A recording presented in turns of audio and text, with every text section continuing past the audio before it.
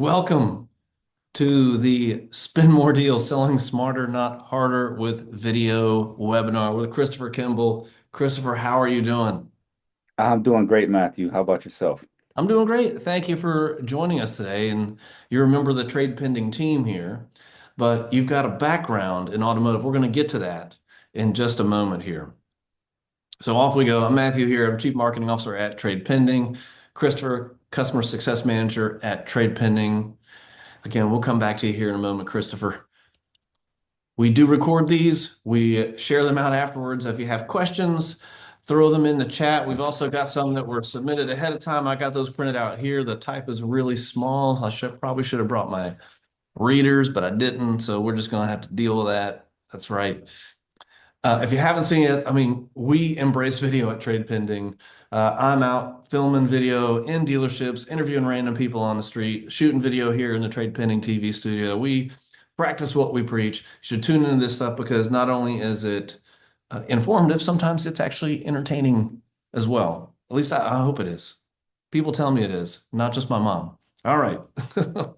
So let's skip through that one real quick. All right, Christopher, tell us like your background, how you ended up at Trade Pending, and ultimately like you sold cars in the past. Give us the story. Yeah, absolutely. So my sales career or car sales career goes back maybe 2016, 2017, around there. And funny enough, I before was selling cars, I was actually retail district manager for GNC. A mentor calls me up and he goes, "Hey man, you're still working at GNC?" And I was like, "Yeah." He goes, "You're too talented for that place. Print your resume out and take it to dealerships."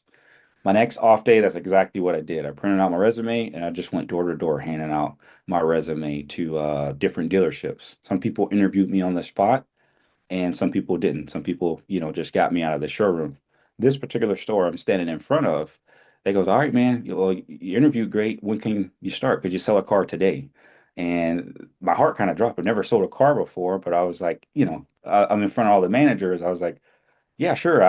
I can make that work, right? So I actually ended up joining car sales like the same day that I printed out my resume, Okay. and it taught me a whole lot. I mean, it put a trajectory for my career to levels that I didn't think were going to be possible. That first day, spoiler alert, I did not sell a car, but after that, I sold several cars, hundreds, probably six, seven hundreds cars in the time that I was selling vehicles.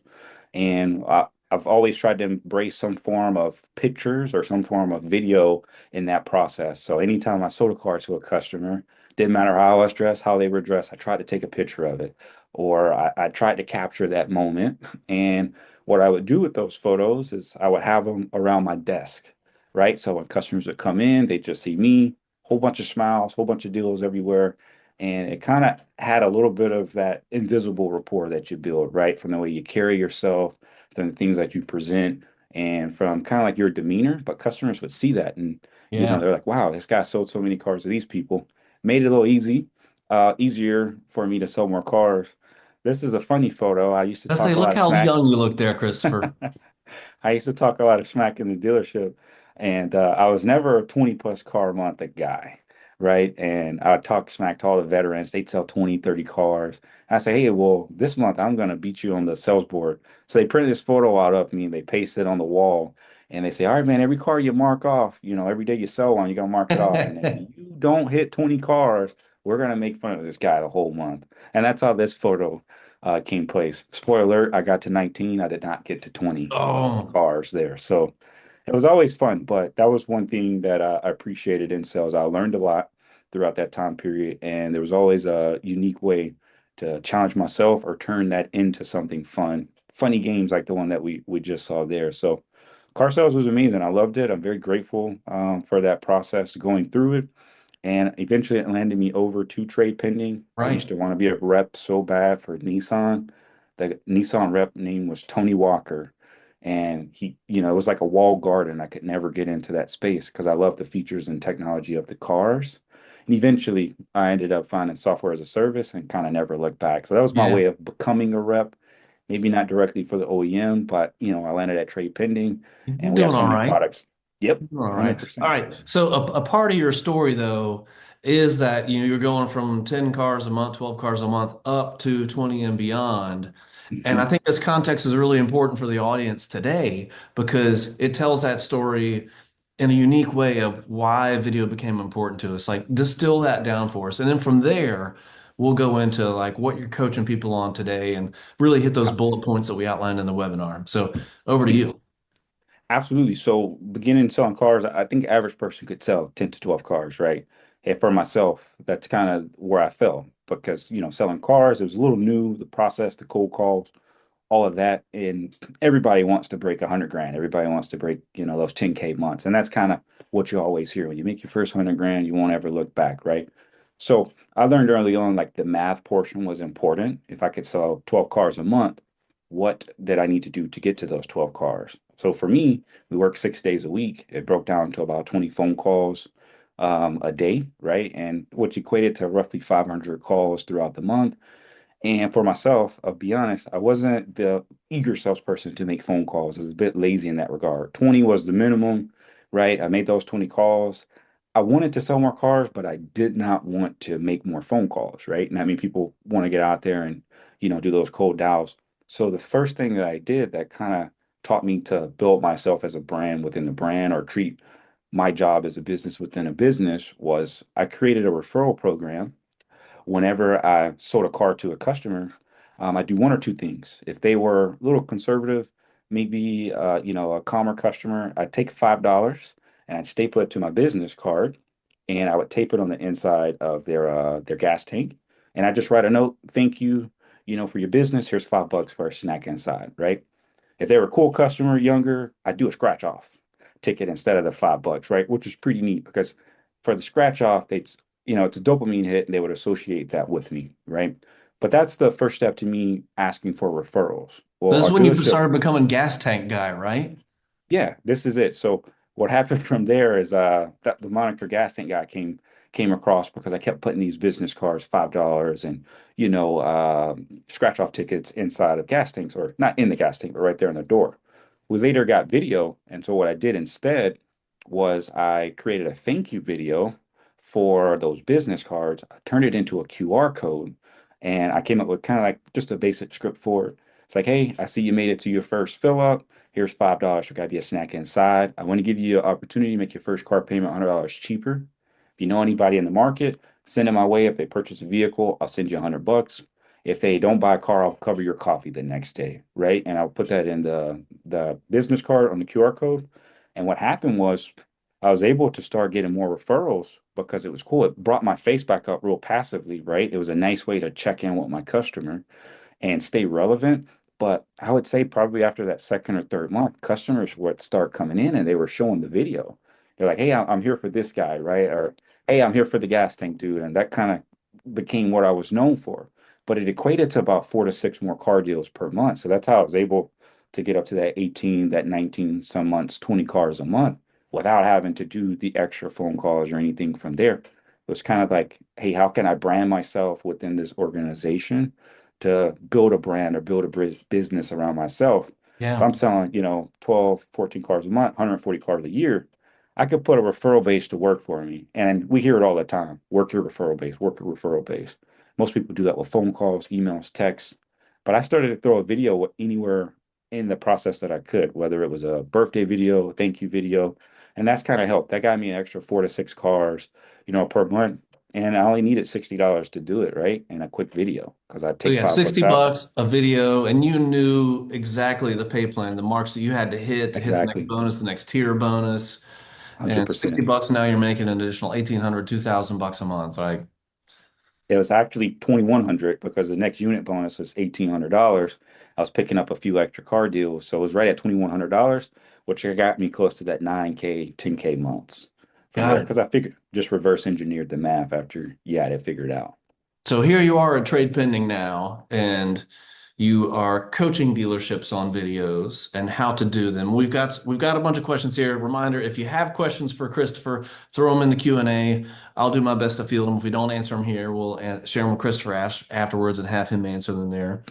Um, but you start not by saying, hey, here's best practice number one when you walk into a dealership. You're trying to affect the mindset, right? So you Right. talked about kind of establishing the obvious. Talk us through what you're saying when you first go in. Yeah, so when you meet with dealers, a lot of times we all know video is important. We've been affected by it in some version, right? Whether you're shopping for a phone, a car, a house, I don't know. You're looking at some sort of review somewhere, right? So the cool thing is when you meet with dealers is you don't have to necessarily sell the salesperson or the manager on video. You could just ask him, "Hey, when's the last time you bought something? Did you watch a video on it?" You kind of get the obvious out of the way. But one thing that you have to do is you have to shift the mindset or the belief system that video can actually make me more money, right? Video can help put customers into my showroom. And if I'm providing an elevated experience, because that's what it's all about. At the end of the day, everything we do is in service of the customer, and we have to elevate the experience, right? So when I focus on a dealer of talking about that virtual experience, a lot of the time it looks the same. Everybody does the same call. You're using an email template you thought was a great idea that you took from this store from 6 years ago. Like all All those cookie templates are kind cutter. of the Yeah. same, all cookie cutter, right? But the one thing that separates anything that we do when a customer is in front of us is ourselves, right? And then when we start talking about experience and hey, how am I going to stand out from those 5 or 6 different dealerships that this customer also put a lead in online for? If we're just talking experience, eventually they walk themselves to the fact that, hey, I may have the best phone skills in the world, but when that customer sees a voicemail, they have an iPhone, they're reading a voice script. They're not listening to your voicemail anymore, right? Like AI is getting pretty smart. Give you a script of the voicemail. The only way that I'm able to accomplish this is if I insert myself virtually with my face included into that process. So I spend a lot of time talking about the experience and how you set yourself apart here on the showroom because everybody says they have, one of the best showroom processes, right? You have to have the same thing for your virtual showroom as well. And when you can get a salesperson in the mindset of, hey, there's a virtual space I have to take care of with this same level of experience, service, and mandatories as if they were in person, then that helps. And then we slowly get into, the video portion and why that's important. But overall, you have to believe, hey, I'm providing an experience for this customer. The higher that experience, the higher level of persuasion and investment I can get from that customer. And from there, hopefully we can get them in the showroom and make some money out of that process. So Awesome. experience is really important. Going back to your time in the dealership, and now this is, I know you coach people on this as well too, but you were talking about mining cars out of service and how that can be risky. Talk us through what you found there, what you adapted, and how video played a role in that. Absolutely. So a service customer, of course, is there to just do service work, right? But if you've been in the car game a while, that's a gold mine. If sales are slow, service is probably busy. In some businesses or some dealerships, service keeps the lights on for the sell side. So everybody wants to mine service, and the risk there is you could make a customer a little upset, but there's a nice passive way to do it. And one way that we used to do it in the dealership would be maybe it's changed, but I would get a list of ROs or up and coming appointments from the service advisor. I'd bribe them, with breakfast or whatever it was, right, to make it mutually advantageous for the both of us. And I would go through that list. I worked for Nissan and I would look for cars I knew we could certify. So vehicles within the last 3 to 4 years based on that mileage. Whenever that car was coming in, I had access to Viato or Provisions. I do a quick appraisal. Or if I didn't have access, I would just give the specs to the manager and give them a range of what they would be comfortable putting on the car. I'd put it in on a check and I would write out what the check would be worth and I'd add a QR code to the bottom and I would say scan to claim offer. And I would just leave that inside of the cup holders of customers. So you're touching 10, 12 ROs like that a day. You're really meticulous with the approach. You're not just going after every single vehicle. You're going after the ones that if this customer came in, they're in a good position equity wise based on, what I could see until we begin work a deal. That QR code would open up a video of myself and it would just explain, depending on, we'd refresh the script every so often. Sometimes they'd say, hey, auction prices are high, those vehicles aren't the best. We're reaching out to you, or I left this in your car because you take well good care of your vehicle. You just came up with your own script. But what would happen is some customers, they tear it to the side or they throw it away. But the few that raised their hand right? The few that came in from the 20 or 30 that we put out, 3 or 4 customers a month. As a passive way, we were able to mine service, without making anyone upset. You'd almost pitch it like a compliment. If you're receiving this offer today, it's because your vehicle's in great shape, that type of thing.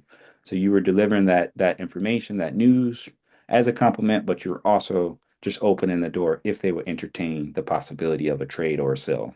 Right.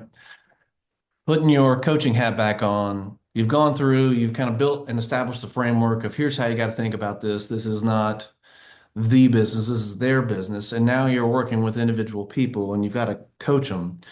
Mhm. And they say like, oh, I'm really good at leaving voicemails and doing all these other things. Like, how do you coach people when they start talking about how good they are at other things to translate that into video? Well, it's kind of simple. You almost hit it right there at the end.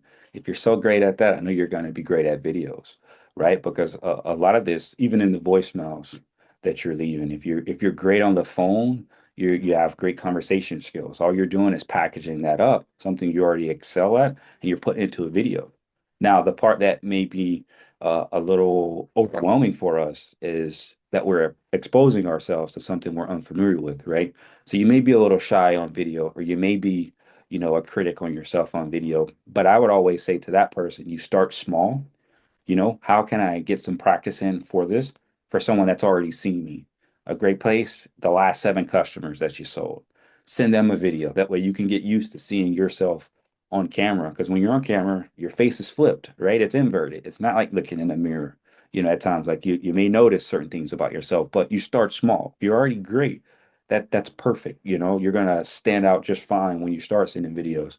But you want to get comfortable with pulling the phone out and sending it out to customers. And the first place I always recommend anyone to start is the last 7 customers that you sold. For one, I know it's a CRM task. They want you to call them. They want you to see how it's going anyway, to see if they're still happy with the vehicle after 7 days.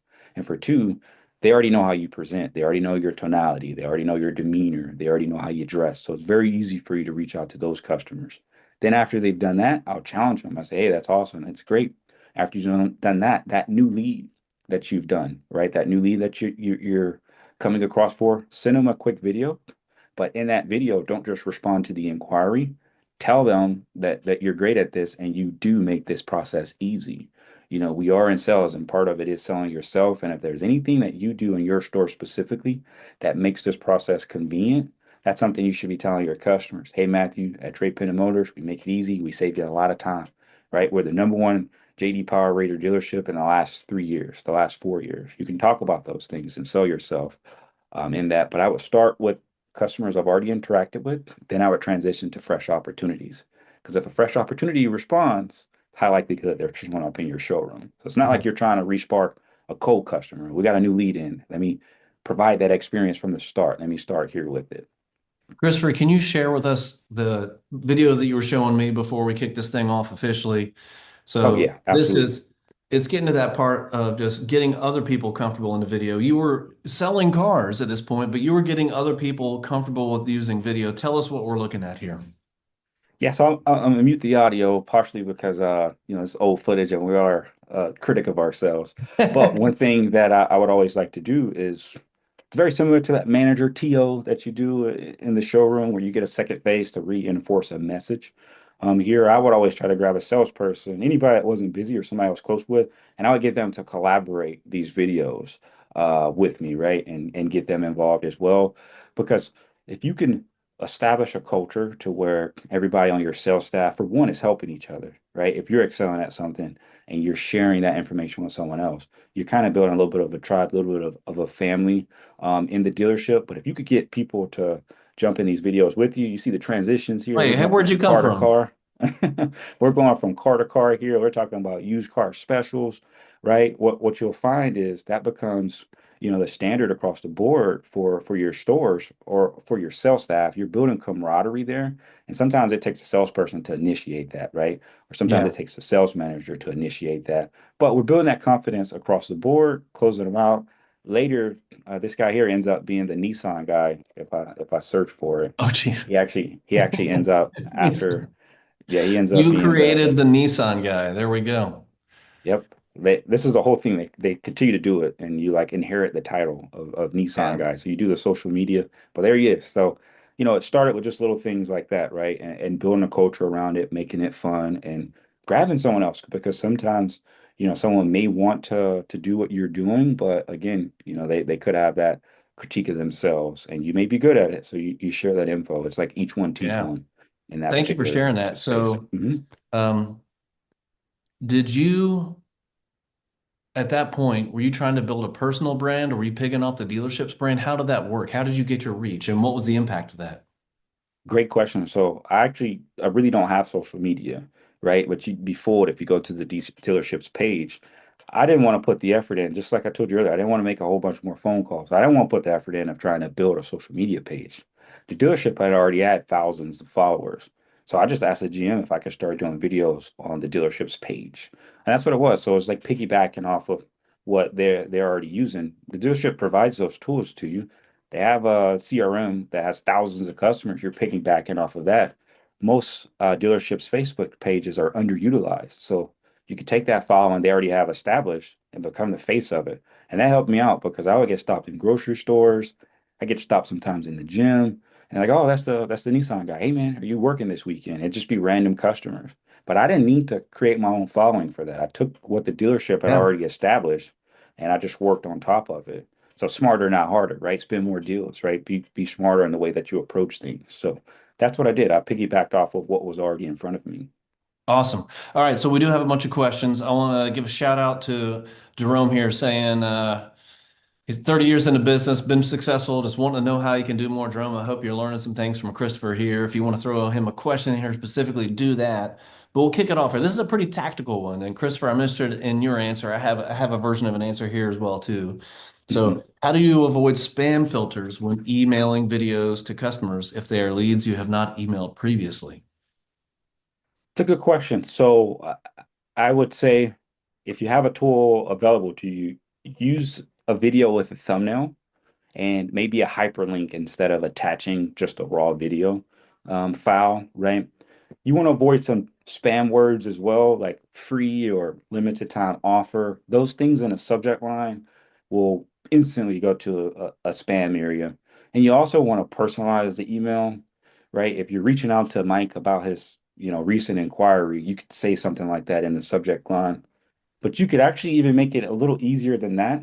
For myself, when I'm reaching out via email, there's a Chrome extension I use called Mail Genius, and it will actually give your email a spam score, right? So if it's in red, it'll highlight the things that you need to change. So, and avoiding spam filters and things of that nature, there's actually tools you could use nowadays. Like you used to have to figure it out a few years ago, but now you could download a Chrome extension. So I'd probably start there, but hyperlink your videos versus attaching the raw file and avoid anything that feels like it's a promotion from the Gap store that you signed up for, right?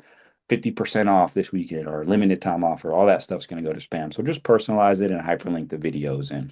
Awesome. And like you said, if you're using a tool like TradePending's video tool, that's going to take care of itself. There's other companies out there that do the same thing. So we got you covered there, not just us, but the other players in the space too.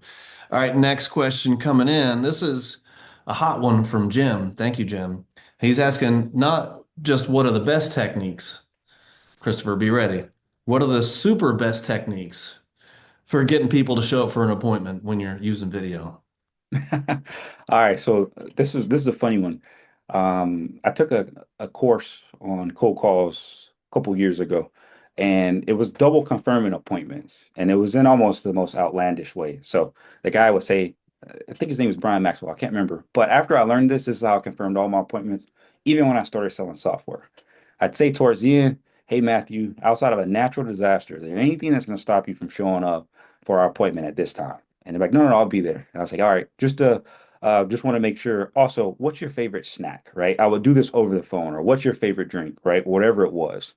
And if I had that, as far as, hey, it's a Sprite or it's a Snickers bar or whatever it is, the day of the appointment, I would send them the snack with the car in the background or whatever it was. It would be a video. Hey man, I got your Sprite right here. Car's right behind me, and that's how I would send it off. But if you're creating an appointment, I would tell you that you would want to double confirm it in some different way. Like, hey, outside of I don't know, however it is that you want to confirm your appointment, then ask them for something as if you're going to service them or give them something. I just want to make sure you're accommodated when you get here. What's your favorite snack, Matthew? right? And you'll say, "Oh, I like Skittles. Okay, red or the blue kind? Oh, I like the blue kind. Awesome." And then the day I'm confirming that appointment, I would have that Skittle right here. Hey, Matthew, got your Skittles right here. That vehicle's right behind me as well. But it's going to start with how you confirm the appointment from the phone conversation. That will give you what you need to put it into a video context, right? Or Got put it. it in video. Hopefully that's helpful. That's the way I would coach anyone to do it. Like But with automotive, there's like 10 ways to do things, and they can all be right. And that's a great one there. So if somebody is looking for a video provider in automotive, what are the kind of the three main things they should be looking for?